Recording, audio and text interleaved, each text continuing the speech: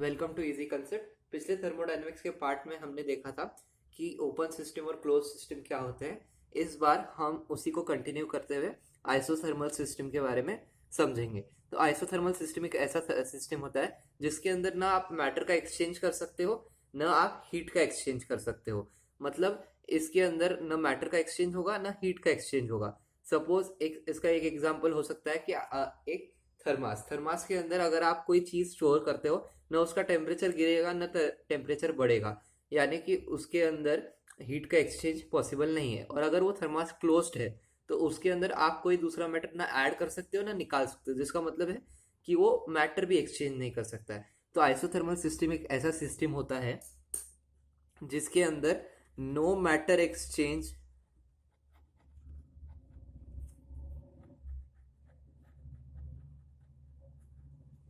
And energy exchange is possible.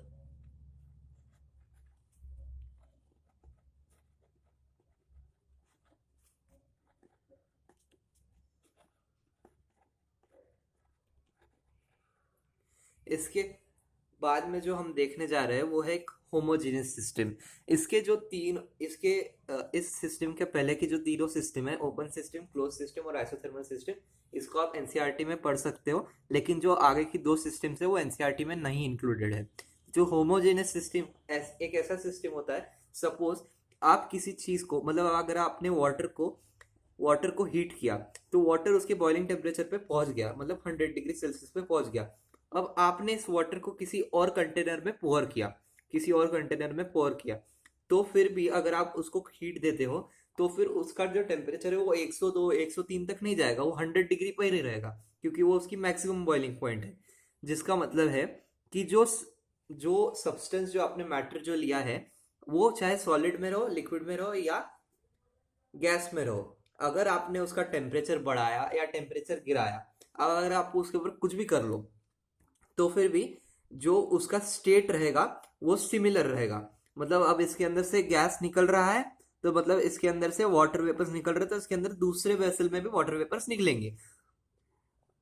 इसका मतलब है कि homogeneous system is a system in which if a substance is in solid, liquid और gas, it will remain in the same phase throughout the process. मतलब ये जो पानी है जो उबल रहा है 100 डिग्री सेल्सियस पे, ये सेम फेज में रहेगा। मतलब इस पूरे प्रोसीजर के अंदर ये जो वाटर है, ये वाटर वेपर्स इवापोरेट हो गए इसके अंदर से, मतलब कि ये सेम सिस्टम में रहेगा पूरे प्रोसेस के अंदर। अब अगला जो सिस्टम है उसे कहा जाता है हेट्रोजेनियस सिस्टम। इस सिस्टम के अंदर ये पूरी तरीके से होमोजेनियस सिस्टम का उल्टा है, यानी कि इस सिस्टम के अंदर अगर कोई सब्सटेंस है, सपोज आपने आइस को हाथ में पकड़ा है, अगर आप उसको 1 घंटे तक पकड़े रहोगे तो वो आइस जो है वाटर के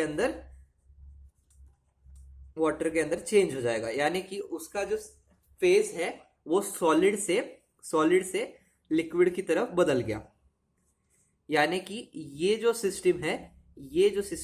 वन फेज से ज्यादा में कन्वर्ट होता है, यानी कि मोर देन वन फेज में होता है ये थ्रू आउट द प्रोसेस। ये सेम नहीं रहता है थ्रू आउट द प्रोसेस, ये चेंज होता रहेगा। मतलब अगर आपने अभी इसको आइस में है, ये आइस है, तो अगर ये वाटर में कन्वर्ट हो गया, फिर आपने इस वाटर को हीट अप किया, यानी कि हीट दिया, तो ये हीट से वाटर वेपर्स में चेंज हो जाएगा।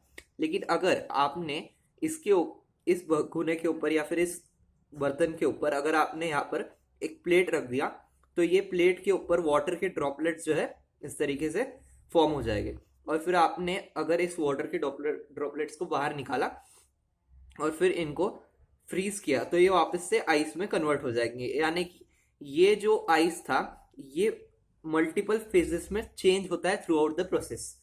This is heterogeneous system. अब अगर आपको पता होगा कि डेल्टा का मतलब क्या होता है, डेल्टा मीन्स कि difference between final and initial values, final और इनिशियल वैल्यूज का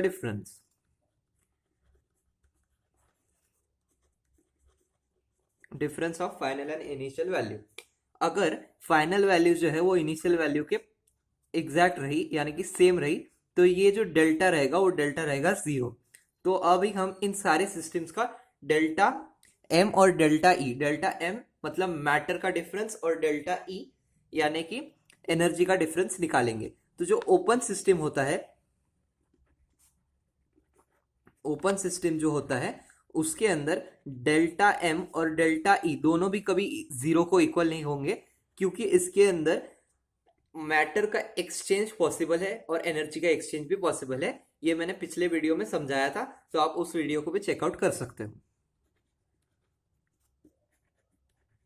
अगला जो सिस्टम होता है वो उसे कहा जाता है क्लोज्ड सिस्टम, यानी कि इस सिस्टम के अंदर मैटर का एक्सचेंज पॉसिबल नहीं है, यानी कि डेल्टा एम जो रहेगा वो हमेशा जीरो रहेगा, यानी कि हमेशा वो जीरो रहेगा, क्योंकि फाइनल जो मैटर उस सिस्टम के अंदर रहने वाला है वो भी कुछ ना कुछ डिफाइंड मैटर रहेगा, और जो इनिशियल मैटर रहेगा वो भी डिफाइंड रहेगा, यानी कि ये दोनों भी सेम रहेंगे थ्रू आउट द प्रोसेस, यानी कि डेल्टा एम जो रहेगा वो हमेशा जीरो ही होगा, यानी कि कोई डिफरेंस नहीं होगा। लेकिन इसके अंदर अगर आप डेल्टा ई चेक करोगे तो ये कभी जीरो नहीं हो सकता, क्योंकि क्लोज सिस्टम के अंदर आपका एनर्जी एक्सचेंज पॉसिबल है, यानी कि डेल्टा ई जीरो के बराबर नहीं हो सकता। फिर सी के अंदर आप अगर आओगे आइसोथर्मल सिस्टम के अंदर, जो मैंने अभी अभी बताया है, तो उस सिस्टम के अंदर आपका डेल्टा एम जीरो होगा, क्योंकि इसके अंदर एक्सचेंज ऑफ मैटर पॉसिबल नहीं है। अगर आप उसके अंदर डेल्टा एनर्जी देख लोगे, एनर्जी का भी एक्सचेंज उसके अंदर पॉसिबल नहीं है, यानी कि delta M equals to zero और delta E also equals to zero. तो ये तीनों सिस्टम के अंदर इस तरीके से डेल्टा एम और डेल्टा ई का वेरिएशन दिखेगा। अब अगली जो चीज है वो हम देखेंगे टाइप्स ऑफ इक्विलिब्रियम। तो अभी हम देखेंगे टाइप्स ऑफ इक्विलिब्रियम। उसके अंदर सबसे पहला जो इक्विलिब्रियम हम देखने वाले हैं वो है थर्मल इक्विलिब्रियम। तो इस इक्विलिब्रियम के अंदर आप अगर देखोगे तो ये जो इक्विलिब्रियम है इसके अंदर आप एनर्जी का कोई भी एक्सचेंज नहीं होगा, यानी कि इस इक्विलिब्रियम के अंदर अगर आपकी एनर्जी जो रहेगी वो हीट देने के बाद में भी सेम रहेगी, और हीट को अगर वो सब्सटेंस कूल डाउन होता है उसके बाद में भी वो सेम रहेगी, टेम्परेचर सेम रहेगा। मतलब इसका टेम्परेचर जो है ना बढ़ेगा ना घटेगा, जो प्रोसेस के पहले था वही रहेगा, जो प्रोसेस के बाद में है वही रहेगा, मतलब सेम टू सेम रहेगा, यानी कि यहाँ पर no energy exchange is possible, no energy gain और लॉस इज पॉसिबल।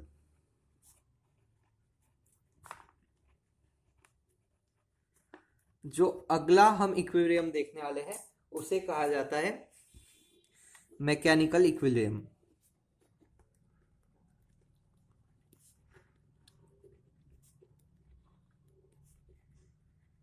इस इक्विलिब्रियम में जो पहले वाले इक्विलिब्रियम में जहां पर एनर्जी का गेन और लॉस पॉसिबल नहीं था, इसी तरह यहाँ पर इस इक्विलिब्रियम में कोई भी तरीके का मैटर एक्सचेंज पॉसिबल नहीं रहेगा। मतलब जो मैटर प्रोसेस के पहले था वही प्रोसेस के बाद में रहेगा, यानी कि मैटर जो रहेगा वो इक्वल रहेगा प्रोसेस के पहले और प्रोसेस के बाद। मतलब कि ये इसके अंदर नो मैटर और पार्टिकल एक्सचेंजेस पॉसिबल।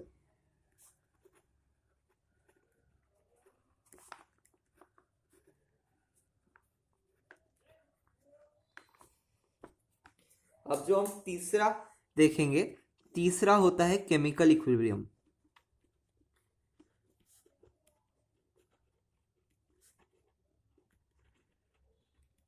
इस इक्विलिब्रियम में कोई भी तरीके की केमिकल रिएक्शन नहीं हो सकती, यानी कि इसके अंदर अगर आप कोई भी तरीके की केमिकल रिएक्शन करने की कोशिश करोगे तो वो पॉसिबल नहीं है, यानी कि यहाँ पर no type of chemical reaction is possible.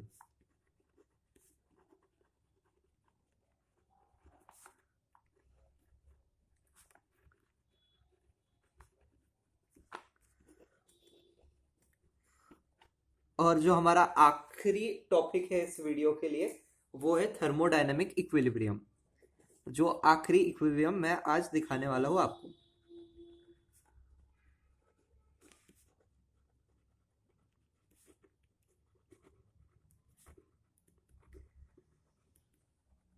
तो ये जो इक्विलिब्रियम होता है ये इन तीनों का मिक्सचर होता है, यानी कि इस इक्विलिब्रियम में कोई भी एनर्जी गेन और लॉस पॉसिबल नहीं है, कोई भी मैटर और पार्टिकल एक्सचेंज पॉसिबल नहीं है, न कोई टाइप ऑफ केमिकल रिएक्शन इस इक्विलिब्रियम में हो सकता है। यानी कि ये जो इक्विलिब्रियम है ये इन तीनों इक्विलिब्रियम का मिक्सचर है। इसके अंदर नो एनर्जी मैटर एक्सचेंज और केमिकल रिएक्शन इज पॉसिबल।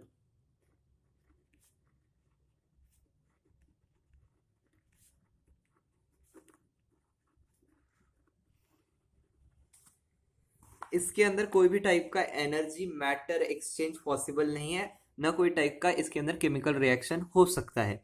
तो इस वीडियो के लिए बस इतना ही। अगर आपको ये वीडियो पसंद आया तो नीचे जो लाइक का बटन है वो प्रेस कर दीजिए, सब्सक्राइब का बटन भी प्रेस कर दीजिए, अगली आने वाली नोटिफिकेशन के लिए बेल का आइकॉन भी दबा दीजिए। Thank you. और अपने कमेंट्स कमेंट सेक्शन के अंदर प्लीज डाल देना।